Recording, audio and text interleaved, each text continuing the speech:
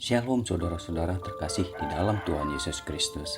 Terima kasih saudara-saudara masih tetap untuk selalu setia mendengarkan segala kebenaran firman Tuhan yang saya sampaikan secara sederhana melalui media ini. Tema refleksi minggu ini adalah peranan gereja dalam mewujudkan keadilan sosial. Tujuannya adalah menjadi perenungan kita bersama. Apa yang sudah dilakukan di negara Indonesia yang berasaskan keadilan sosial ini? Saudara, saat membaca sejarah hidup John Calvin, seorang tokoh reformasi gereja, maka kita akan mendapat catatan perjuangan dia yang luar biasa di tengah-tengah kondisi negara kota-kota Jenewa yang kacau. Calvin bukan hanya menghadapi masalah teologis, tetapi juga praksis, yaitu berbagai permasalahan kehidupan sosial yang aktual dan nyata. Dan kita tahu, hasil perjuangannya bukan sekadar menjadi reformator gereja terbesar, tetapi perjuangannya juga memengaruhi hampir seluruh aspek kehidupan umat manusia di dunia, seperti sejarah, hukum, seni, ekonomi, literatur, filsafat, politik, ilmu pengetahuan, dunia usaha, musik, pengobatan, dan jurnalis. Salah satu bukti yang paling konkret adalah mengubah negara-negara Jenewa yang kacau menjadi salah satu tempat yang katanya paling sempurna di dunia. Satu pertanyaan utama Calvin saat memulai perjuangan mewujudkan keadilan sosial, khususnya di negara kota Jenewa, adalah mengapa realitas hidup masyarakat jauh berbeda dari idealisme sosial Kristen. Padahal di sana gereja orang Kristen telah hadir. Dan jawaban yang Calvin temukan adalah bahwa gereja yang seharusnya paling pertama bergerak di garis depan dalam melawan kekacauan dan ketidakadilan, tapi justru di dalam gereja terdapat kekacauan dan ketidakadilan. Tapi apakah Calvin hanyut dan sifat pesimis? Tentu saja tidak.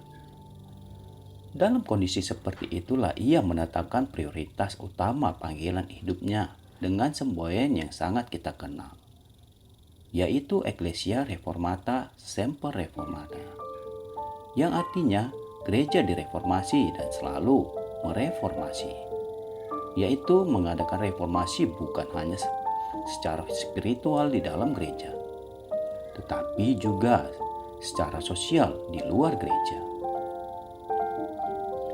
Saudara, kepedulian sosial seperti itulah yang sejak awal diteladankan oleh Tuhan Yesus Kristus dan para rasul dan menjadi jiwa dari gereja yang pertama kali. Ini seperti yang dicatat oleh tabib atau dokter. Dalam kedua buku yang terdapat di dalam Lukas, yaitu kitab Injil Lukas dan kitab Kisah Para Rasul, sedikit berbeda penekanan dengan catatan para penulis Injil lainnya. Maka dalam Injil Lukas, Tuhan Yesus ditampilkan sebagai pribadi yang care atau peduli dengan keadaan sosial orang-orang di sekitarnya. Mari kita lihat beberapa contoh di antaranya. Salah satu contoh yang paling tepat dan dramatis adalah Zakheus, yang kisahnya kita kenal sejak sekolah minggu. Kisah ini hanya ada dalam catatan Injil Lukas. Di dalam Lukas 19 ayat 1-10, dia disisihkan dan diabaikan. Mengapa?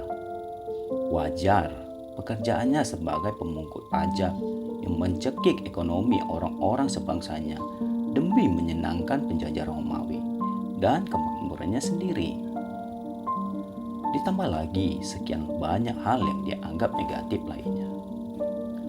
Tapi Tuhan Yesus begitu care dengan Zakheus yang tersisihkan dan terabaikan tersebut. Setelah perjumpaannya dengan Tuhan Yesus, saat itu juga terlontar kata-kata yang luar biasa. Tuhan, setengah dari milikku akan kuberikan kepada orang miskin. Dan sekiranya ada sesuatu yang kuperas, dari seseorang akan kukembalikan 4 kali lipat. Contoh-contoh kepedulian sosial lainnya adalah kisah Tuhan Yesus membangkitkan seorang anak muda di Nain. Sekali lagi, ini hanya dicatat oleh Lukas 7 ayat 11-17 bahwa Tuhan Yesus care terhadap seorang janda yang anak laki-laki satu-satunya meninggal. Dalam bagian-bagian lainnya, Tuhan Yesus juga dicatat Lukas dalam berbagai kesempatan memerintahkan untuk memberikan sedekah kepada orang miskin.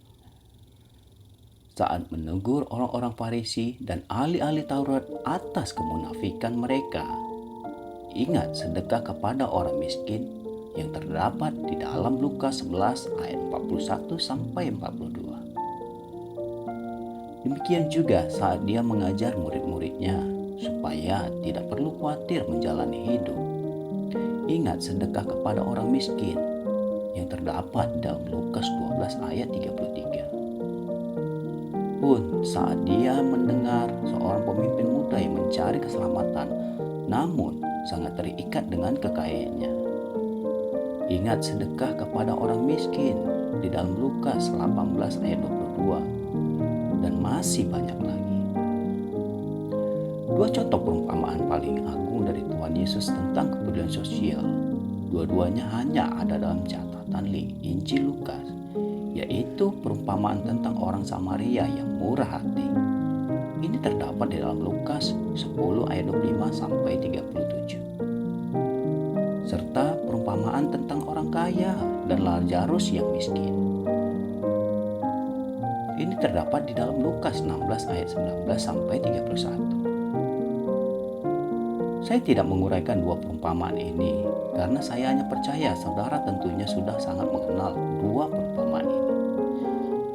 Inti pengajaran dari kedua perumpamaan ini adalah bahwa Injil atau kabar baik yang menjadi misi dari Tuhan Yesus bukan kata-kata semata, tapi juga karya nyata.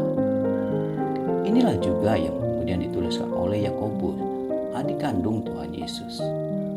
Imam tanpa perbuatan adalah mati. Maka iman yang sejati pasti terwujud dalam karya nyata. Satu contoh terakhir tentang kepedulian sosial Tuhan Yesus yang menjadi naas utama dalam refleksi kali ini, yang merupakan panggilan awal dan sekaligus kesimpulan akhir dari pelayanan Tuhan Yesus menurut catatan Injil Lukas adalah di dalam Lukas 4 ayat 18-19.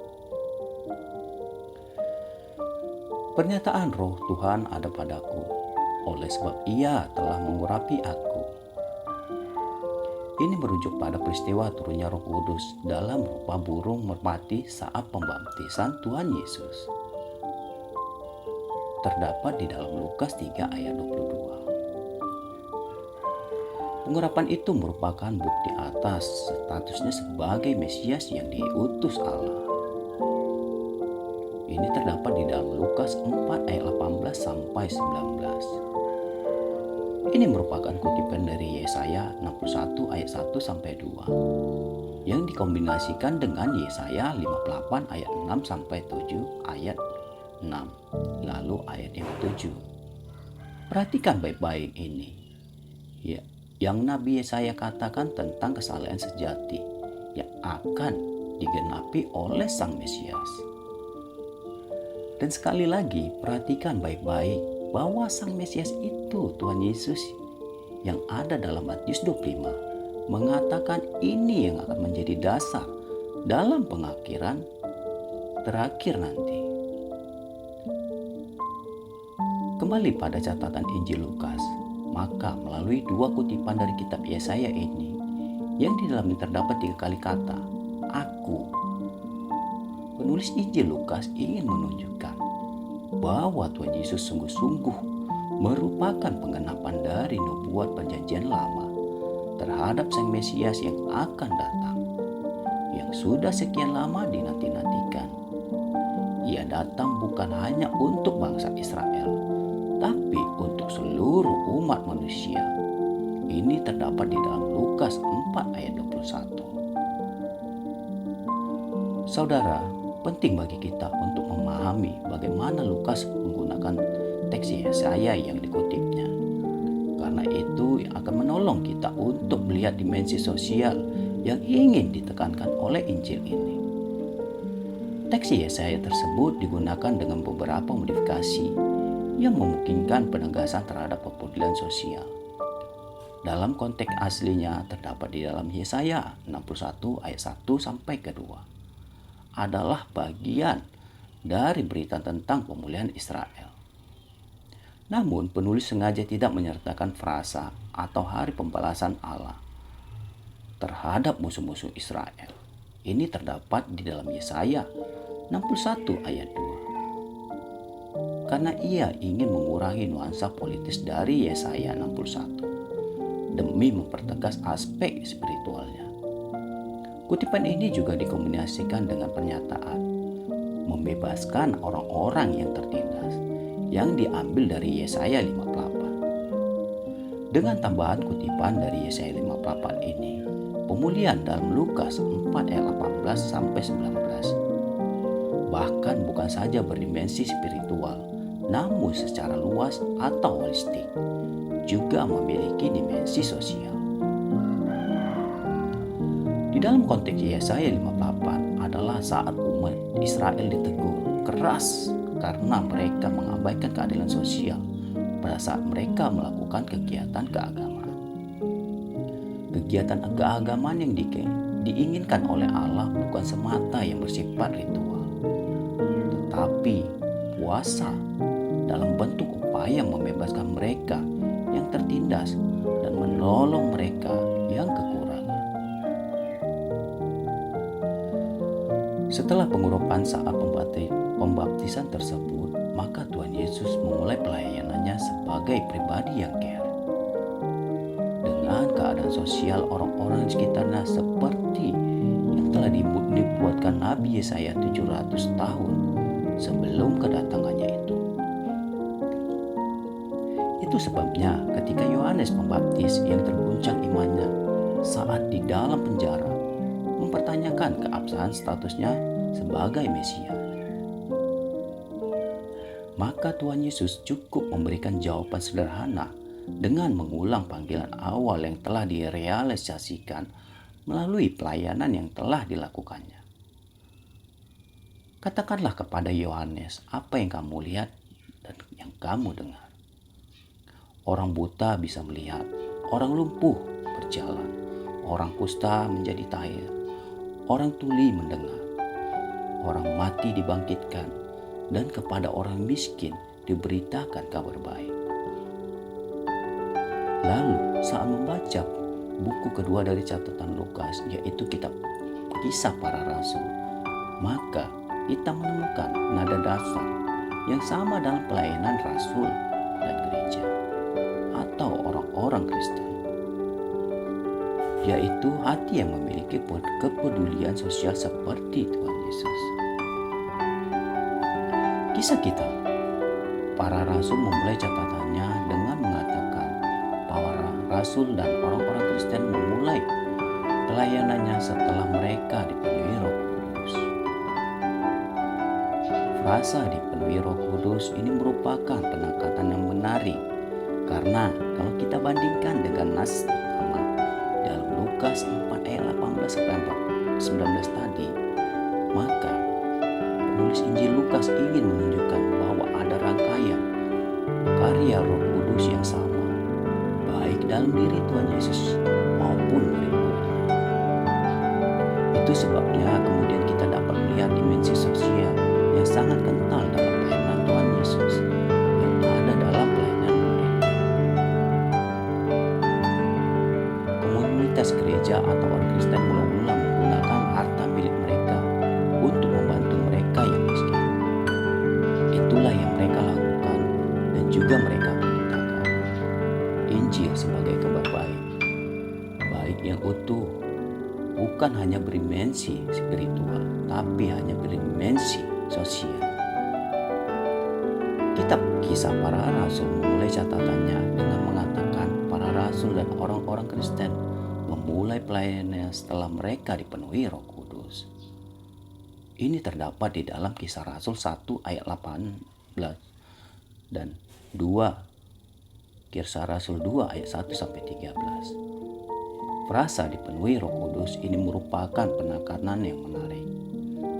Karena kalau kita bandingkan dengan nas Lukas, utama di dalam Lukas 4 ayat 18 sampai 19 tadi, maka penulis Injil Lukas ingin menunjukkan bahwa ada rangkaian karya Roh Kudus yang sama, baik dalam diri Tuhan Yesus maupun murid-muridnya. Itu sebabnya kemudian kita dapat melihat dimensi sosial yang sangat kental dalam pelayanan Tuhan Yesus, juga ada dalam pelayanan para murid. Komunitas gereja orang Kristen mula-mula menggunakan harta-harta milik mereka untuk membantu mereka yang miskin. Itulah yang mereka lakukan dan juga mereka beritakan. Injil sebagai kabar baik yang utuh bukan hanya berdimensi spiritual, tapi juga berdimensi sosial. Dalam catatan kitab Kisah Para Rasul terhadap kita, Kisah Para Rasul dan Barnabas, kita ditemukan kembali keterkaitan antara dipenuhi Roh Kudus dan kepedulian sosial. Yaitu Rasul Paulus yang mempunyai kepedulian sosial adalah orang yang dicatat dipenuhi Roh Kudus. Dalam Kisah Rasul 9 ayat 17 dan 13 ayat 9. Demikian juga Barnabas yang mempunyai kepedulian sosial adalah orang yang dicatat dipenuhi Roh Kudus. Dalam Kisah Rasul 11 ayat 24, satu ayat terakhir yang ingin saya kutip dari kisah-kisah para rasul dalam Kisah 6 ayat 3 tentang syarat bagi 7 diaken paling pertama yang ditetapkan untuk melayani meja atau pelayanan sosial adalah sekali lagi dipenuhi Roh Kudus. Jadi dari seluruh yang saya bahas dari tadi, kita dengan mudah dapat menyimpulkan hal yang sama. Dalam catatan kitab Injil Lukas, anak Allah yang diurapi Roh Kudus dalam kehidupan sehari-harinya selama inkarnasi di dunia adalah pribadi yang care atau orang yang peduli dengan keadaan sosial orang-orang di sekitarnya. Demikian pula dalam catatan kitab Kisah Para Rasul, maka para rasul dan gereja atau orang-orang Kristen mula-mula yang dipenuhi Roh Kudus dalam kehidupan sehari-hari mereka juga merupakan pribadi-pribadi yang care dengan keadaan sosial orang-orang di sekitar mereka. Selanjutnya, kita melihat catatan sejarah gereja di abad-abad selanjutnya. Orang-orang Kristen secara konsisten tetap mewujudkan sejatian iman dan hidup yang dipenuhi Roh Kudus. Dalam kehidupan sehari-hari melalui kepedulian sosial terhadap keadaan sosial orang-orang di sekitar mereka.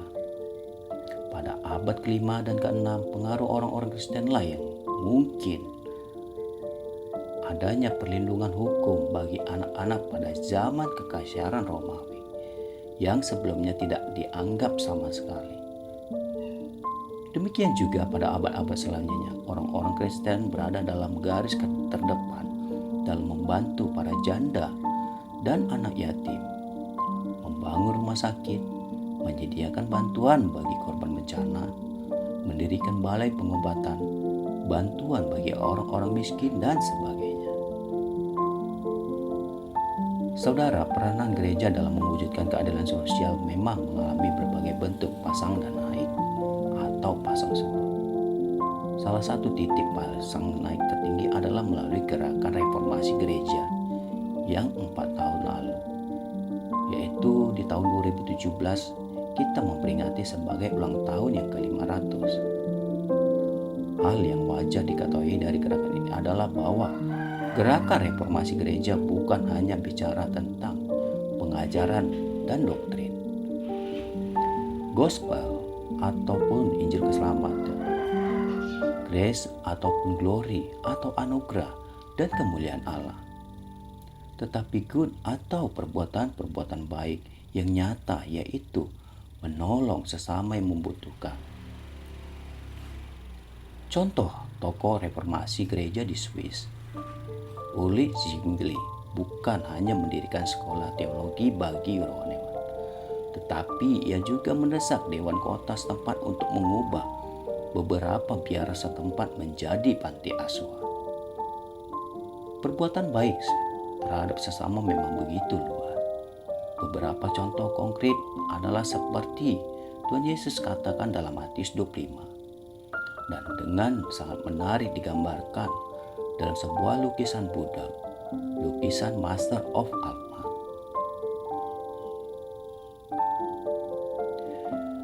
Di abad ini secara khusus saat ini dan di sini, apakah Tuhan Yesus juga melihat hal yang sama dalam diri saudara dan saya? Kekonsistenan untuk tetap mewujudkan kesejahteraan iman dan hidup yang dipenuhi Roh Kudus dalam kehidupan sehari-hari melalui kepedulian terhadap keadaan sosial orang-orang di sekitar kita. Akhirnya saudara sekalian, mari kita bertanya kembali kepada diri kita masing-masing, khususnya di masa pandemi yang sudah berlangsung 2 tahun ini. Apakah reformasi hanya ada di dalam gereja? Bagaimana dengan reformasi di luar gereja, yaitu reformasi sosial? Pertanyaan ini menjadi otoriter bagi gereja-gereja masa kini, bukan hanya bagi majelis gereja, tapi juga kepada anggota jemaat. Seandainya Calvin hidup pada hari ini, ia pasti masih seperti yang dulu, tetap konsisten melakukan reformasi spiritual dan reformasi sosial. Kiranya demikian pula saudara dan saya bisa melakukan kepedulian terhadap orang-orang di sekitar Anda. Mungkin di saat ini atau di zaman sekarang, hal itu sangat jarang terjadi. Tapi saya berharap dan berdoa kepada saudara, biarlah timbul rasa kepedulian di dalam hati kita terhadap orang-orang di sekitar kita yang selama ini tidak pernah terpikirkan di dalam hidup kita. Biarlah Tuhan menjamah hati kita untuk tetap selalu membantu orang-orang di sekitar kita. Kita tidak peduli apa kata mereka tentang pertolongan kita, karena ini yang diajarkan di dalam Alkitab, di dalam kebenaran firman Tuhan. Saya mengajak saudara-saudara saat ini untuk berdoa di dalam Tuhan. Terima kasih Allah Bapa, terima kasih Yesus buat segala kebenaran firman-Mu hari ini ya Bapa. Biarlah Tuhan yang menjamah hati kami tentang apapun segala yang selama ini tidak pernah kami pedulikan, tentang orang-orang yang membutuhkan segala pertolongan kami Bapa. Saya yakin dan percaya, dan semua orang-orang yang mendengar, apapun pertolongan yang kami lakukan terhadap orang, mungkin kami tidak mengharapkan balasan kembali seperti itu dalam diri kami. Tapi kami yakin percaya Tuhan akan memberikan jawaban atas apa yang telah kami lakukan berdasarkan segala kebenaran firman. Biarlah Tuhan selalu menuntun hidup kami, dan hari-hari kami dipenuhi dengan kuasa kasih-Mu ya Bapa. Dan apapun yang kami lakukan hari ini, biarlah itu berkenan di hadapan-Mu ya Bapa. Perkenanan-Mu yang kami harapkan di dalam hidup kami ya Bapa. Jamahan-Mu melalui kuasa Roh Kudus-Mu, kami terjamah untuk selalu membantu orang-orang yang membutuhkan perhatian dari kami. Biarlah apa yang kami dengarkan hari ini menjadi kekuatan iman bagi kami. Tuhan berkati juga buat para pendengar, apapun pekerjaan, apapun permasalahan mereka, saya yakin percaya di dalam nama Tuhan Yesus, Tuhan dapat selesaikan itu semua. Terima kasih Bapa, terima kasih Yesus. Kami akhiri segala pembacaan kitab hari ini. Haleluya, amin. Demikian saudara-saudara apa yang saya bahas hari ini tentang reformasi gereja untuk kedepannya.